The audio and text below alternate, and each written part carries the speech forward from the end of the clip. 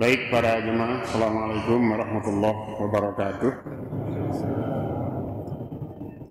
Alhamdulillahilladzi musabbitil qulubi wal aqdam alladzi kana alaihi haqqan nasrul mu'minina ma damatil ayyam wa sallallahu ala Muhammadin nasiril haqq bil haqq al-hadi ila siratin mustaqim wa ala alihi wa ashabihi yastanuna bi sunnatihi wa yahtaduna bi hudahul qawim.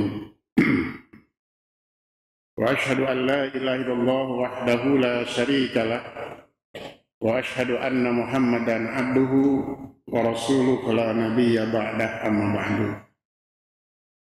Para hadirin hadirat jamaah Masjid As-Salam yang sama-sama mencari dan mengharap ridho, rahmat dan maghfirah Allah tabaraka wa ta'ala. Pertama-tama marilah kita panjatkan puji dan syukur kehadirat Allah azza wa jalla atas izin dan iradahnya dan atas bimbingan hidayah serta taufiknya, juga atas limpahan rahmat, nikmat dan karunia-Nya. Pada subuh pagi ini kita bisa menghadiri salat subuh berjamaah dan melanjutkannya dengan kegiatan rutin kita di setiap subuh Ahad. Baiklah para jemaah, pagi ini kita akan membahas hadis yang terdapat dalam kitab Fathu Dzil Jalali wal Ikram Syarah Bulughul Maram, jilid yang ke-15, yang membahas tentang akhlak, zikir dan doa. Kita bacakan terlebih dulu hadisnya. Wa an Abi Hurairah, dari Abi Hurairah radhiyallahu anhu, qala, ia berkata, qala Rasulullah, telah bersabda Rasulullah sallallahu alaihi wasallam, al-mu'minul qawiyyu khairun wa habbu ilallah minal mu'minid dha'if. Mukmin yang kuat lebih baik dan lebih dicintai oleh Allah daripada mukmin yang lemah. Wa fi kullin khairun, namun pada masing-masing keduanya ada kebaikan. Ihris ala ma yanfa'uka, bersemangatlah kamu untuk mengerjakan sesuatu yang bermanfaat bagimu. Wasta'in billah, dan mohonlah pertolongan kepada Allah. Wala ta'zaj, jangan lemah, jangan malas.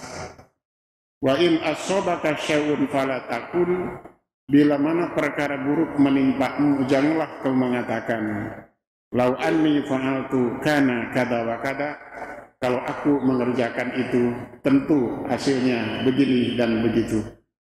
Walakin kul, tapi katakanlah, qadarallahu wa masya'a fa'ala, Allah telah mentakdirkan dan apa yang dikehendaki oleh Allah pasti terjadi. Fa inna lau taftahu amal syaiton, karena kata-kata lau itu dapat membuka pintu setan. Demikian para jemaah bunyi hadis dan terjemahannya. Hadis ini diriwayatkan oleh Imam Muslim. Baik, ada beberapa penggalan dalam hadis ini yang akan kita bahas satu persatu. Yang pertama, al-mu'minul qawiyyu.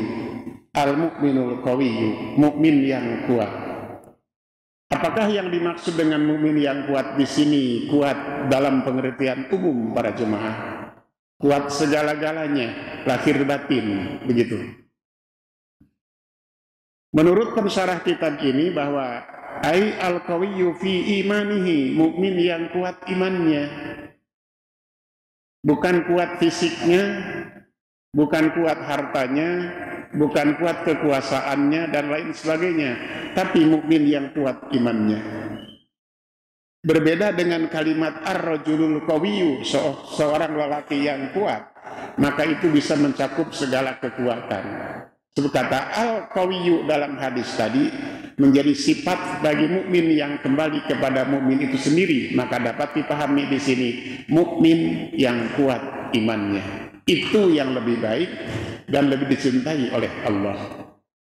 Sedangkan kekuatan fisik, kekuatan akal, kekuatan harta, kekuatan kekuasaan, dan sebagainya pada dasarnya tidak terpuji dan tidak tercela. Kalau kekuatan iman sudah pasti terpuji. Apabila kekuatan-kekuatan selain kekuatan iman itu digunakan untuk taat kepada Allah, terpuji. Tapi bila kekuatan-kekuatan selain kekuatan iman itu digunakan untuk maksiat kepada Allah, maka menjadi tercela.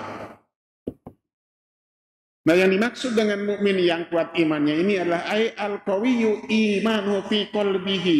Mukmin yang kuat imannya tertancap di dalam hati sanubarinya. Ibarat sebuah pohon yang besar yang akarnya menghunjam ke dalam tanah gitu.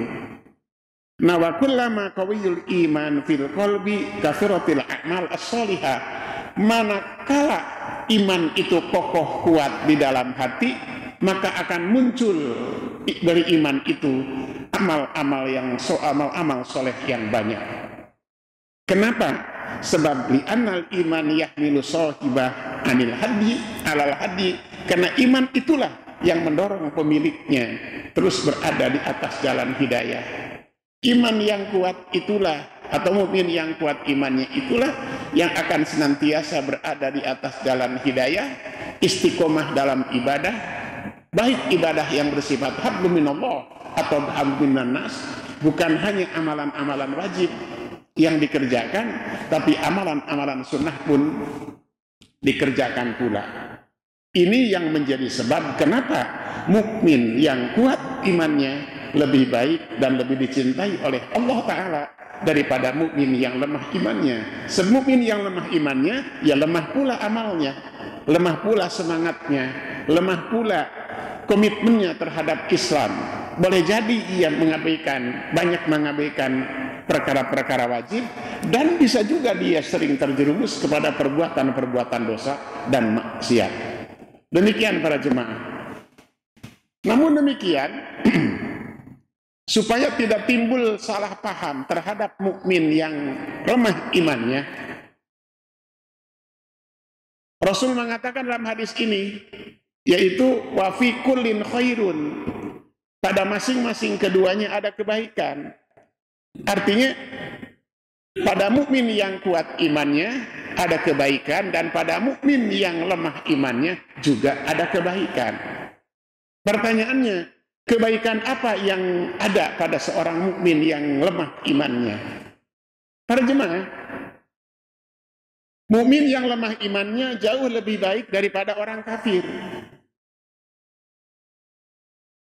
Jadi selemah-lemah iman seorang mukmin tetap lebih baik daripada orang kafir. Kenapa? Seorang mukmin yang lemah imannya masih iman pada rukun iman yang 6. Menjalankan rukun Islam walaupun tidak sempurna. Dan seluruh amal kebaikannya dinilai oleh Allah Subhanahu wa Ta'ala. Sedangkan orang kafir, para hadirin, sebaik-baik orang kafir, amalnya ditolak oleh Allah Ta'ala. Emang ada orang kafir yang baik? Banyak orang kafir yang baik, tapi kebaikan mereka hanya bersifat antar sesama manusia, hablum minannas saja, tidak hablum minallah, karena memang dia tidak punya iman.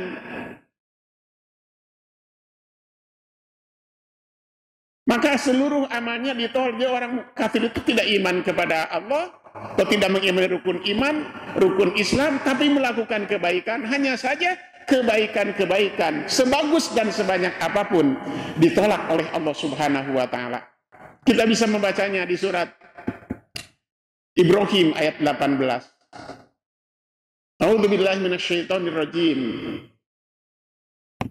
Mathalul ladzina kafaru bi rabbihim a'maluhum karamadin istaddat bihirrihu fi yawmin asib la yaqdiruna mimma kasabu ana syai' dzalika huwad dhalalul ba'id.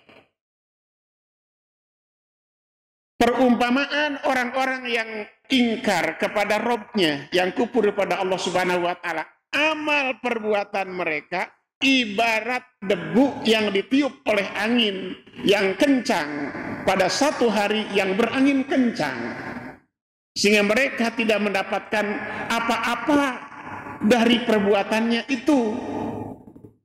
Jadi dalam ayat ini katakan kekufuran itu ibarat angin kencang. Angin kencang menghapuskan debu seluruhnya, dan kekufuran itu membatalkan amal kebajikan sebaik apapun. Atau di surat 25 Al-Furqan ayat 23, Allah mengatakan dalam ayat itu, wa qadimna ala ma amilu min amalin faja'alnahu haba'an mansura. Amal orang kafir itu Allah jadikan sebagai debu yang ditiup oleh angin, sama dengan ayat ini. Atau di surat 24 An-Nur ayat 39 dalam kalimat ungkapan walladzina kafaru a'maluhum kasarabin biqi'ah yahsabud dham'anu ma'a hatta idza ja'u lam yajidhu syai'a. Di ayat ini Allah menggambarkan amal orang-orang kafir, sekali lagi sebagus apapun dan sebanyak apapun, Allah katakan seperti fata morgana. Demikianlah para jemaah. Fata morgana itu kan apa namanya, dari kejauhan seperti ada riak-riak air gitu kan. Pada saat terik matahari di tengah hari, apalagi bagi orang yang kehausan, ketika kita datang tempat itu tidak ada apa-apa. Demikian para jemaah. Jadi mukmin yang kuat imannya lebih baik dan lebih dicintai oleh Allah daripada mukmin yang lemah imannya. Namun demikian pada keduanya ada kebaikan, yaitu mukmin yang lemah imannya lebih baik dari orang kafir, tapi tidak lebih baik dari orang mukmin yang kuat imannya. Demikian para jemaah. Di sini Syekh Utsaimin dalam kitabnya para jemaah bikin perbandingan beberapa ayat, tapi kita ambil satu ayat saja untuk hemat waktu. Itu di surat Al-Hadid ayat 10. Perbandingannya, analoginya. Dikatakan a'udzubillahi minasyaitonirrajim. La yastawi minkum man anfaqa min qablil fathi wa qatala ulaika a'tamu darajatan minal ladina anfaqu min ba'du wa qatalu. Tidaklah sama, kata ayat ini, orang-orang yang berinfak dan berperang di jalan Allah sebelum Futuh Makkah dengan orang-orang yang berinfak dan berperang di jalan Allah setelah Futuh Makkah. Orang-orang yang berinfak dan berperang di jalan Allah sebelum Futuh Makkah, a'dhamu darajatan, derajatnya lebih tinggi di sisi Allah Subhanahu wa taala. Gitu. Apa yang membedakan orang yang berinfak dan berperang di jalan Allah sebelum Futuh Makkah lebih tinggi derajatnya daripada orang-orang yang berinfak dan berperang sebelum Futuh Makkah pada jemaah? Futuh Makkah itu artinya pembebasan kota Makkah yang terjadi tahun ke-8 Hijrah. Dengan kata ini, setelah 8 tahun Rasul terusir dari Makkah, Rasul hijrah ke Madinah, ya kan? Dan 8 tahun kemudian menguasai kembali kota Makkah. Nah, kondisi umat Islam sebelum Futuh Makkah itu boleh dikatakan kondisinya berada di bawah bayang-bayang kekuatan orang kafir, musyrikin Quraisy. Mereka takut, mereka terintimidasi oleh orang-orang kafir dan musyrikin Quraisy. Tidak bisa berbuat banyak. Hampir mirip dengan kondisi umat Islam sekarang di Indonesia. Banyak tapi tidak bisa berbuat banyak.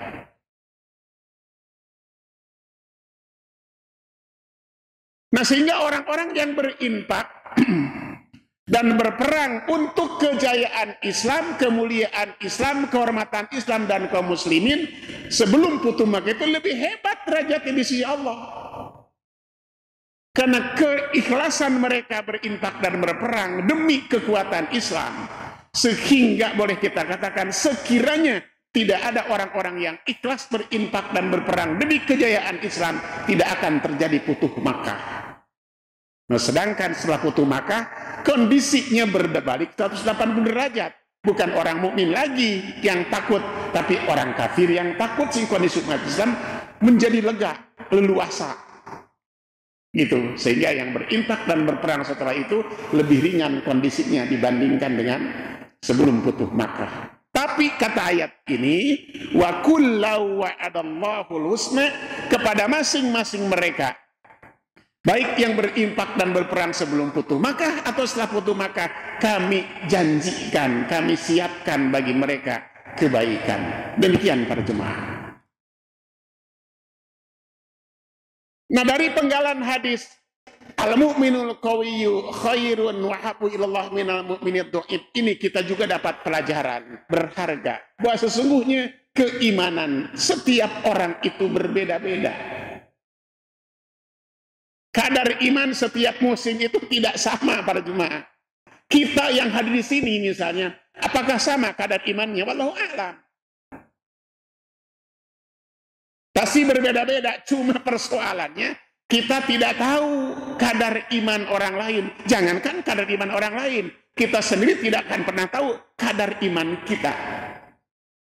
Coba siapa yang tahu di antara kita, kadar iman saya ini berapa persen? Berapa banyak? Full atau tidak? Tidak tahu. Dan kita memang tidak dituntut oleh Allah Subhanahu wa Ta'ala untuk mengetahui kadar keimanan kita atau orang lain. Yang dituntut oleh Allah Ta'ala memelihara iman, merawat iman, mengokohkan iman. Yang Rasul katakan dalam hadis. Karena iman itu kata Rasul kan naik turun, fluktuatif. Digambarkan dalam sebuah hadis, iman itu ibarat bulu yang ada di padang pasir yang akan tertiup kemana saja sesuai dengan angin yang bertiup. Atau di hadis itu mengatakan, iman itu ibarat sebuah baju yang akan lapuk satu saat. Karena itu, tajaddidu imanakum, tajdid, update dan update terus keimanan kalian. Bagaimana cara mengupdate keimanan kita para hadirin? Banyak cara, cara praktis atau cara teoritis. Yang paling pertama, tanamkan keyakinan yang kokoh dan yang mantap akan kekuasaan Allah yang maha dalam segala-galanya. Kemahaan Allah itu dalam segala hal tidak terbatas. Tanamkan keyakinan dalam soal itu. Seperti kita baca dalam surat Al-Baqarah para hadirin. Ayat 260 ada dialog singkat antara Nabi Ibrahim dengan Allah Subhanahu wa Ta'ala. Kata Nabi Ibrahim, "Ya Allah, wa ya Rabb, arini kaifa tuhil mauta." Tolong terangkan, perlihatkan kepadaku bagaimana cara engkau menghidupkan orang yang mati. Kata Allah, "Awalam tu'min Ibrahim? Emang kamu tidak percaya aku sanggup kuasa menghidupkan orang yang sudah mati?" Kata Ibrahim, "Tidak." "Bala, tentu ya Allah, aku yakin. Aku beriman. Walakin liyatma'inna qalbi." Tapi agar semakin mantap hatiku mengimani dan meyakini akan kekuasaanmu. Gitu para jemaah. Jadi mantapkan yang itu. Yang kedua para hadirin, kasratul luju ilallah. Bakal bakada iman muta'alliqan fillah. Selalu bersandar kepada Allah Subhanahu wa Ta'ala dalam hidup ini. Dan hati kita tidak boleh putus berhubungan dengan Allah. Rasul bersabda di hadisnya, "Wasilu bainakum wa baina rabbikum bi kasrati dzikrikum lahu," kata beliau. Hubungkan terus dirimu dengan Allah dengan cara banyak berzikir kepadanya.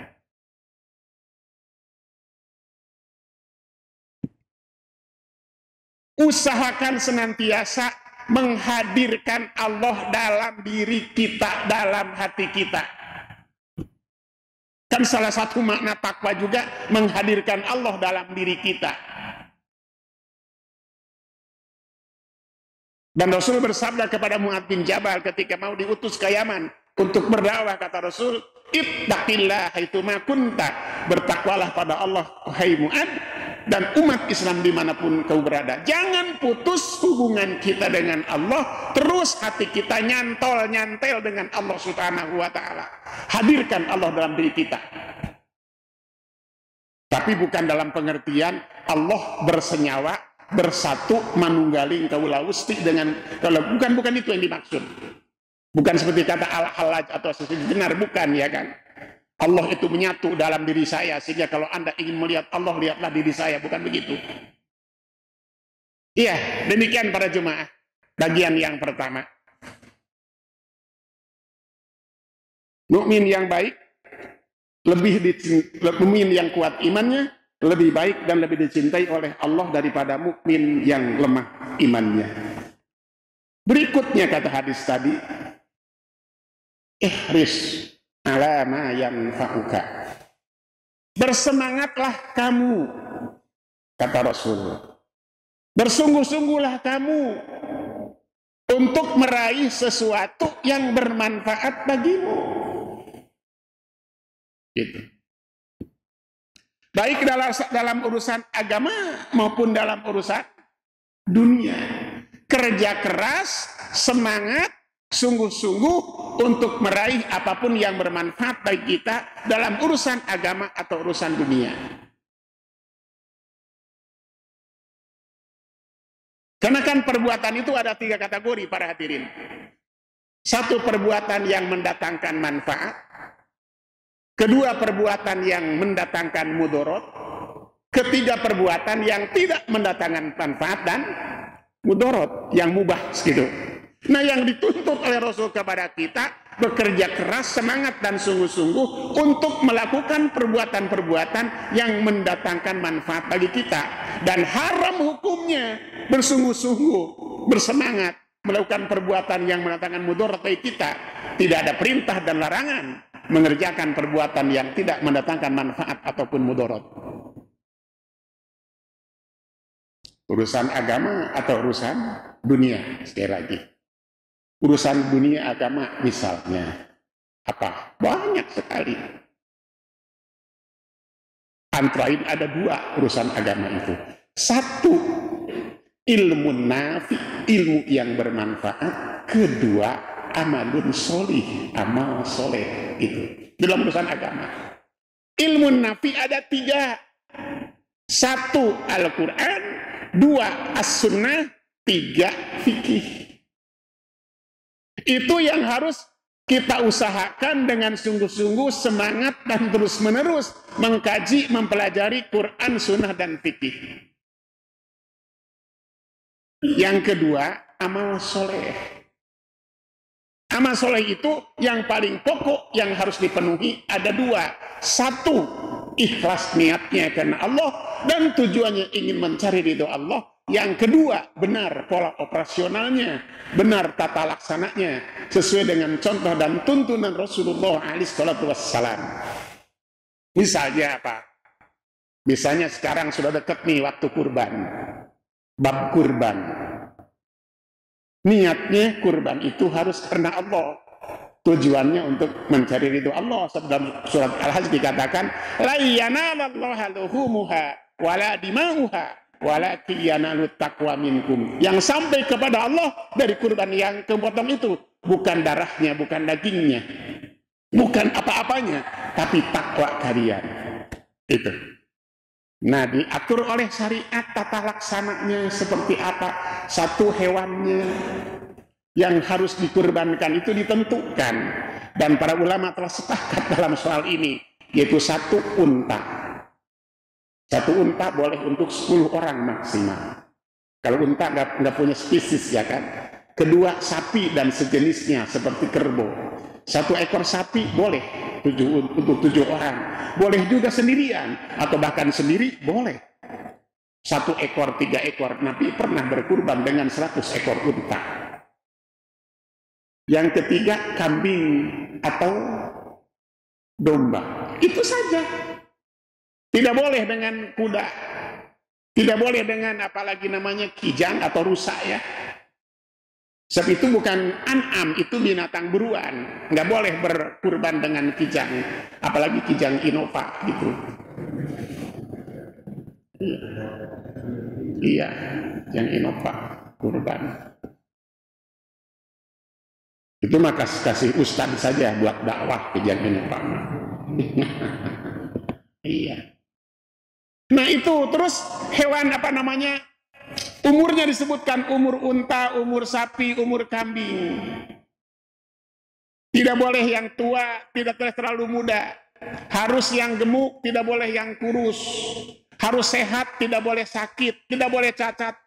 Cacat kakinya, cacat buntutnya, cacat matanya, cacat kupingnya, cacat hidungnya. Enggak boleh. Harus sehat rumah sakit. Sekarang ada apa namanya PMK ya. Saya suka bingung para jemaah. Kenapa sih tiap musim kurban ada aja gitu? Ya, ada antrak, ada apa sekarang ada PMK. Kok dulu sepi-sepi aja tuh PMK, kok mau kurban ada PMK itu? Allahu a'lam. Nggak ngerti saya juga.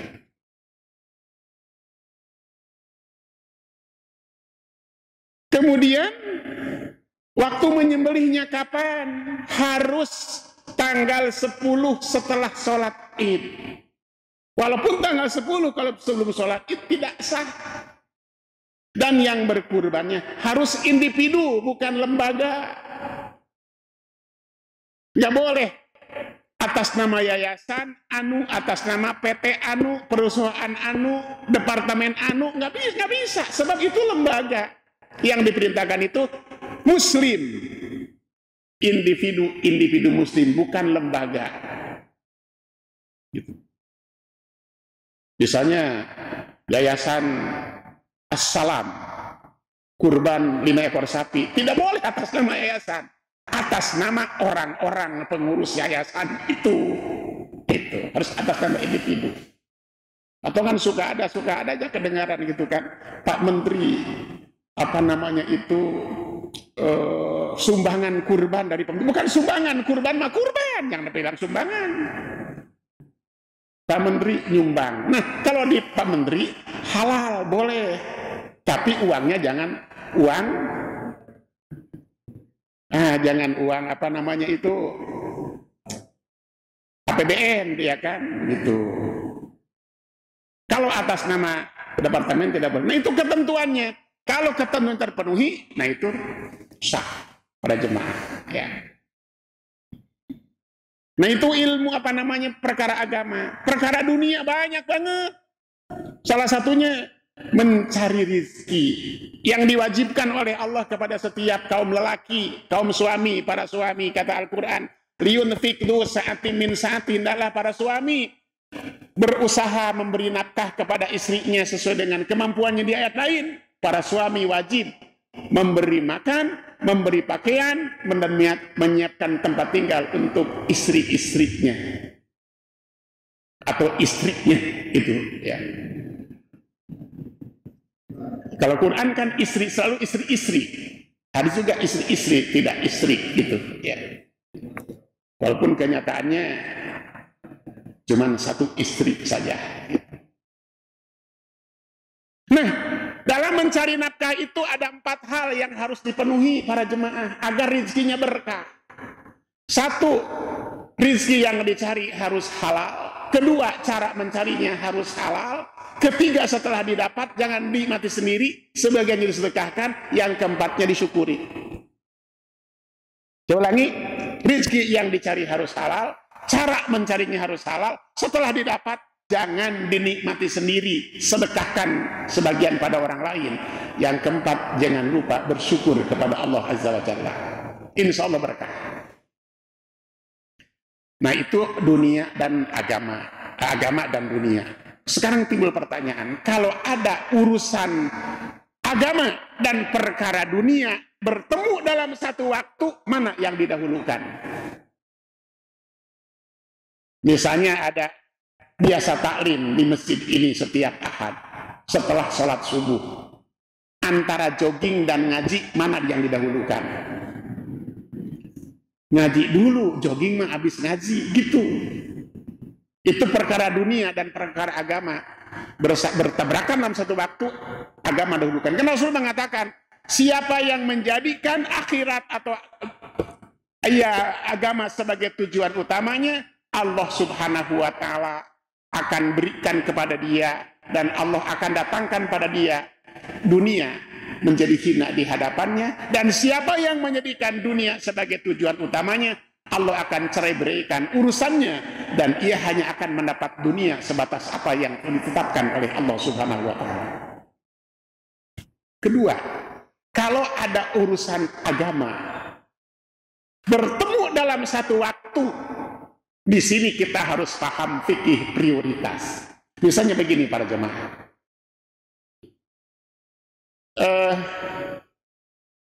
ada seseorang mau sholat berjamaah subuh katakan gitu, ada dua masjid nih, ada dua masjid sama-sama jauhnya atau sama-sama dekatnya, tapi masjid yang satu jamaahnya banyak, masjid yang satu lagi jamaahnya sedikit. Mana yang harus ia datangi? Masjid yang mana yang harus ia datangi? Yang jamaahnya sedikit atau yang jamaahnya banyak? Sama-sama jauhnya atau sama-sama dekatnya? Sama-sama bagusnya masjidnya seperti ini begitu. Mana yang harus dia tuju? Yang sedikit. Kenapa? Supaya tambah banyak. Baik. Belah sini yang mana yang harus didatangi? Yang banyak. Yang sedikit juga baik. Kalau gitu kita jawab dengan hadis. Rasul bersabda. Sabda Rasul, seseorang yang sholat dengan seseorang lebih baik daripada sholatnya sendirian. Wa sholatuhu ma'ar rajulaini afdalu min sholati wa ma'ar rajul. Dia sholat dengan dua orang, berarti tiga orang, lebih baik dari sholatnya dengan dua orang. Jadi sholat berdua lebih baik dari sendiri, sholat bertiga lebih baik dari berdua. Sholat berempat lebih baik dari bertiga, sholat berlima lebih baik daripada berenam. Ujung hadis itu mengatakan lebih banyak jamaahnya, lebih utama sholat berjamaahnya. Jadi kalau begitu yang didatangi masjid yang banyak jamaahnya supaya lebih utama. Yang dikit-dikit terus dong. Nah itu soal lain, itu soal DKM, mengelola masjid. Ya kan, kenapa jamaahnya lebih condong ke sini daripada ke sana, padahal sama-sama bagus, fasilitasnya juga sama, kenapa gitu? Mungkin barangkali di sini masjid yang satu udah pakai AC, di sana masih pakai kipas angin, mungkin satu. Mungkin di sini ada door press, di sana nggak ada gitu. Mungkin di sini kalau habis subuh itu ada kopi morning, di sana nggak ada gitu. Itu bagaimana pintar-pintarnya DKM mengelola masjid sehingga jamaah tertarik. Itu hal lainnya gitu kan. Jamaah itu nyaman datang ke masjid itu. Contoh kedua, contoh terakhir. Kalau para jamaah misalnya mau silaturahim, hanya punya satu hari Ahad katakan hari ini begitu. Mau silaturahim kepada abang dan kepada paman. Mana yang harus dahulukan? Abang dulu, paman dulu. Kemana dulu? Paman. Abang. Iya, baik. Pertanyaannya kan begini. Antara paman dan abang itu rahim yang paling dekat dengan kita siapa? Abang. Maka yang utama, yang didahulukan abang dulu. Kalau ada waktu baru ke paman. Jangan paman dulu baru ke abang. Ah kan paman pengganti bapak, betul. Tapi rahim kita dengan abang jauh lebih dekat. Contoh dalam bab waris. Kalau abang kita meninggal dunia dan dia tidak punya anak laki-laki, hanya punya anak perempuan, maka kita menjadi ahli warisnya, menerima bagian asobah dari harta yang ditinggalkannya. Sebaliknya kita juga begitu. Kalau kita meninggal duluan, abang kita jadi ahli waris kita. Atau dalam bab wali. Dalam bab wali. Seorang wanita mau nikah, walinya siapa? Bapaknya, ayahnya. Kalau ayahnya tidak ada, siapa? Ayo, siapa dulu? Abang, paman, kakek.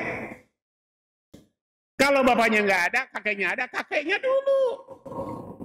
Kalau kakek nggak ada, baru abang atau adik. Abang adik nggak ada, baru paman. Begitu. Demikian para jemaah. Nah itulah ihris alama yang fa'uka. Terus kata hadis ini, wasta'in billah. Ini adab, luar biasa hadis ini. Dan begitulah Rasul membimbing akhlak kita sebagai muslim.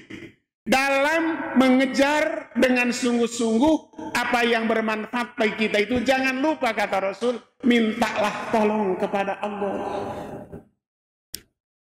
Harus sambil minta tolong kepada Allah. Kenapa? Satu, karena kita sebagai manusia hanya diberi kuasa oleh Allah untuk ikhtiar sesuai dengan kemampuan dan keahlian kita. Kedua, seringkali manusia mengandalkan dalam usahanya itu kepada kekuatan, kesanggupan, dan keahliannya sendiri. Tidak minta bantuan kepada Allah. Merasa dirinya mampu, lupa kepada Allah. Nah, kalau kita mengejar apa yang kita inginkan, sambil minta bantuan kepada Allah, kalau sukses, kalau berhasil, pasti bersyukur. Kalau tidak berhasil, bersabar. Itu buahnya hebat sekali. Hikmahnya, kalau seseorang berusaha sekuat tenaga mencari sesuatu yang bermanfaat untuk dirinya tanpa minta pertolongan kepada Allah, ketika gagal dia putus asa, menyalahkan orang lain, bahkan sampai pada tingkat buruk sangka kepada Allah. Kalau ia sukses, ujub, kemudian sombong. Makanya mintalah pertolongan Allah kepada Allah Ta'ala dalam segala urusan kita, urusan dunia atau urusan agama. Saya bacakan hadis, atau sebelum hadis, Syekh Utsaimin sini mengutip satu bait syair karya Ali bin Abi Thalib. Kata Ali bin Abi Thalib, "Idza lam yakun aunun minallahi lil fata, fa aktsaru ma yajni alaihi ijtihaduhu." Manakala seseorang pemuda atau siapa saja melakukan satu perbuatan untuk sesuatu yang bermanfaat untuk dirinya tanpa minta bantuan dan pertolongan kepada Allah Ta'ala, maka hal pertama kali yang akan dia alami adalah menyesali perbuatannya. Dan Rasul bersabda, lihat Imam At-Tabrani, liyas'al ahadukum rabbahu hajatahu hatta yas'alahu al-milha wa hatta yas'alahu sis'anaklihi idam poto'a. Hendaklah seseorang, kata Rasul, memohon bantuan dan pertolongan kepada Allah Ta'ala untuk segala urusan hidupnya, sampai-sampai untuk urusan mencari garam dan urusan tali sendalnya yang putus. Garam, tali sendal putus, minta bantuan kepada Allah. Padahal garam itu adalah sesuatu yang paling murah. Ya. Garam kan nggak naik, Bu, ya? Naik nggak garam sekarang? Enggak.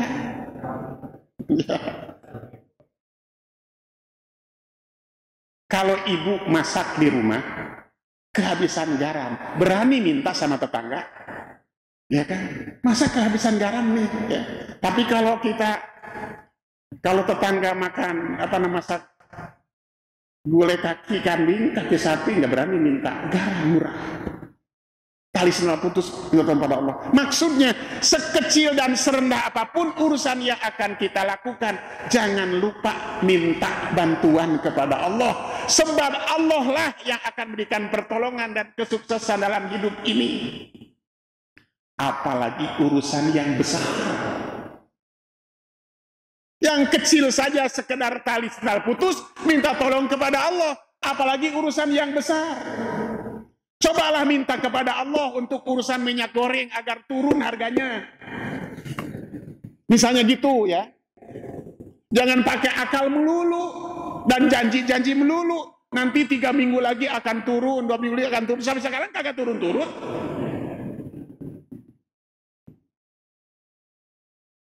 Untuk urusan itu minta tolong kepada Allah. Jangan merasa hebat, jangan merasa pintar, jangan merasa ahli. Pasti selesai, kagak. Tanpa minta tolong kepada Allah, sulit sukses. Kena kesombongan itu para jemaah. Di rumah itu ibu-ibu ngeluh, ya kan? Masa cabai sampai 100.000 sekilo? Terus sudah puluh kan ya? Bawang merah berapa, Bu? Telur berapa, Bu?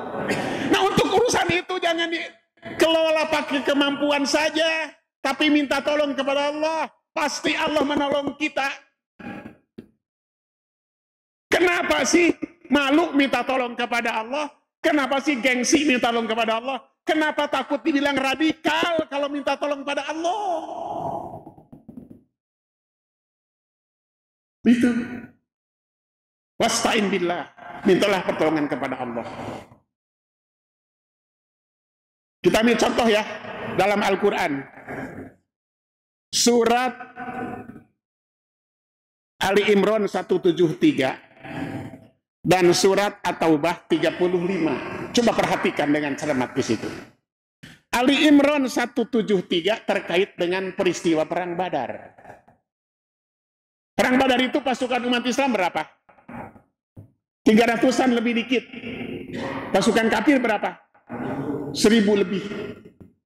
Terus umat Islam ditakut-takuti oleh orang kafir, musyrikin Quraisy. Udah, kata mereka, jangan melawan.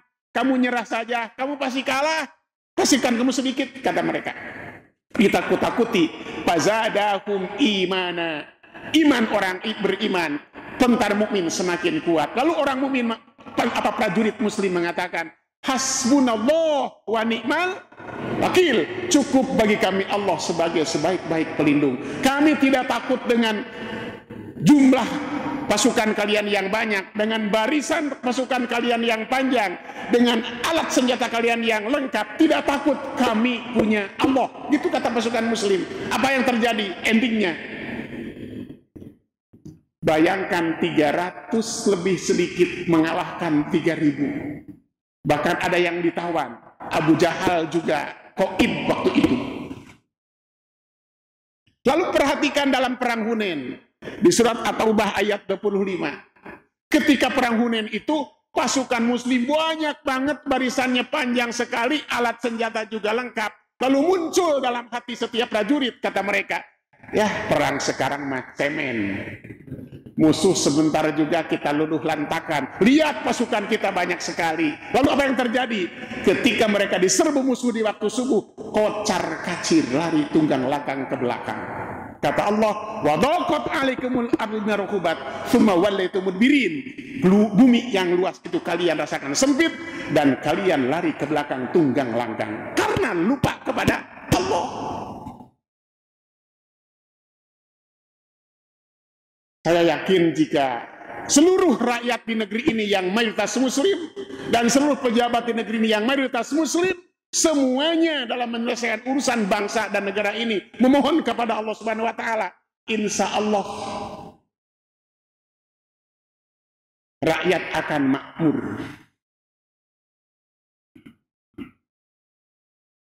Ini hanya untuk makan cabai, tahu sama cabai aja susah. Gara-gara cabainya mahal kan. Bayangkan para jemaah itu. Baik, itu penggalan yang ketiga ya. Penggalan berikutnya wala ta'zaz. Nah, dalam berusaha untuk mendapatkan perkara yang baik sambil minta tolong pada Allah, ingat kata Rasul, jangan lemah. Ta'zaz itu lemah. Jangan malas. Harus terus menerus, tidak boleh berhenti.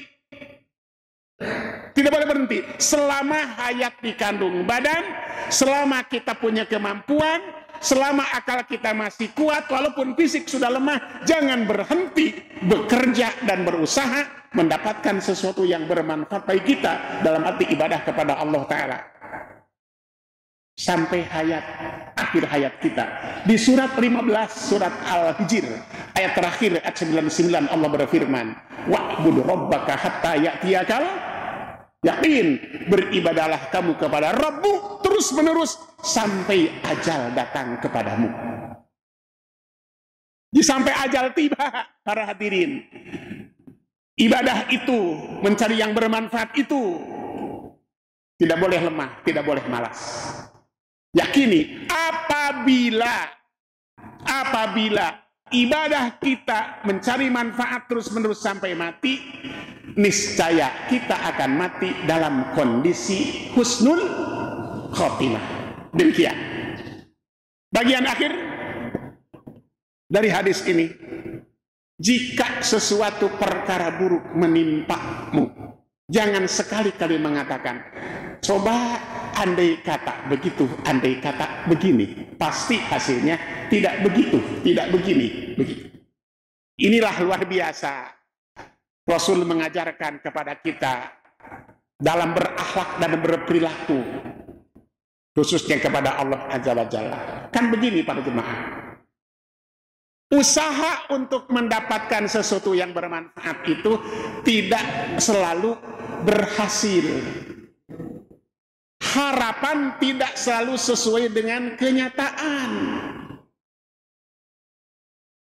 Harapan tak sesuai dengan ekspektasi kita. Kadang berakhir dengan musibah, kadang berakhir dengan sesuatu yang tidak menyenangkan. Itulah merupakan dinamika yang telah Allah tetapkan kepada kita. Itu. Usaha sudah, tapi kok ujungnya gagal. Begitu. Contoh yang paling gampang, beberapa waktu yang lalu ramai kan se-Indonesia, ya kan? Anaknya gubernur Jawa Barat. Kan tujuannya bagus banget itu. Mau cari sekolah ke Swiss, melanjutkan S2-nya, terus meninggal di sana, berenang hanyut 2 pekan kemudian baru ditemukan. Itu para hadirin. Maka janganlah mengatakan, coba kalau tidak berenang, begitu. Pasti tidak mati, itu tidak boleh. Apa saja gitu. Kita pergi naik motor gitu kan, tabrakan di jalan, lagi sih naik motor, coba pakai mobil. Nah seringkali berkata begitu jangan, tapi katakanlah takdir Allah. Jika Allah sudah berkehendak, jika Allah sudah menetapkan, maka pasti akan terjadi. Karena itu bila musibah menimpa, katakanlah inna lillahi wa inna ilaihi raji'un.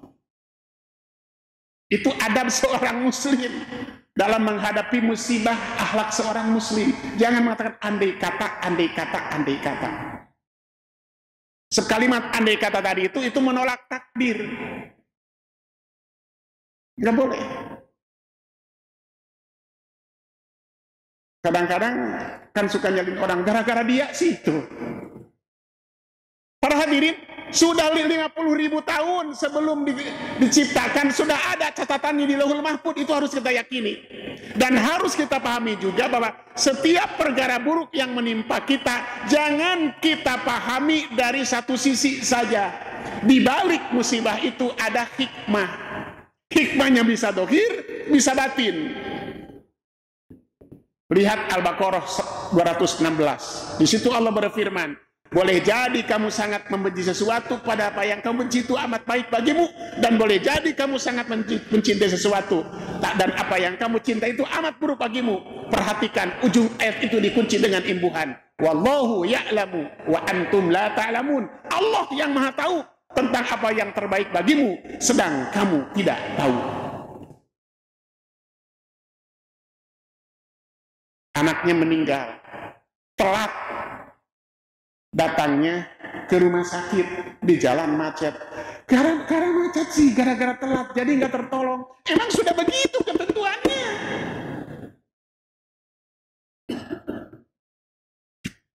Dalam peristiwa perang Uhud, orang-orang muslim orang-orang munafik itu memprovokasi prajurit muslim agar tidak ikut berperang. Ada yang terpengaruh, ada yang tidak. Nah mereka yang tidak terpengaruh ikut perang dan meninggal dalam peperangan itu sebagai syahid karena umat Islam kalah dalam perang Uhud. Apa kata orang munafik? Tuh kan, udah bilang dari kemarin jangan ikut perang. Kalau ikut perang kamu mati, nanti anak istrimu jadi janda, anak-anakmu jadi yatim. Coba kalau ikut pendapat kami atau saran kami, kamu tidak akan mati. Allah turunkan ayat para jemaah kepada Nabi Muhammad alaihissalam itu, ya.